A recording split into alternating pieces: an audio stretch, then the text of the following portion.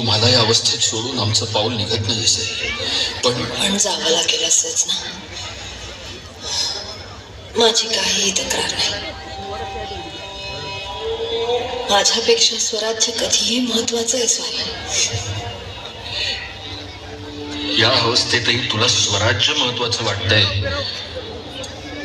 हे पाहून कौतुक वाटतं आम्हाला तुझं सई.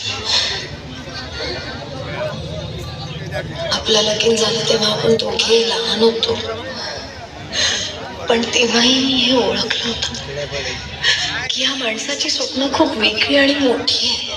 मग मी ठरवलं तुमच्या वाटेतला अडथळा न होता त्याच वाटेवर तुमची सावली बनून जगायचं. पण नियतीला ते मान्य नसावं आणि म्हणूनच मला अर्थडावातून. असं का बोलतेस तू सई?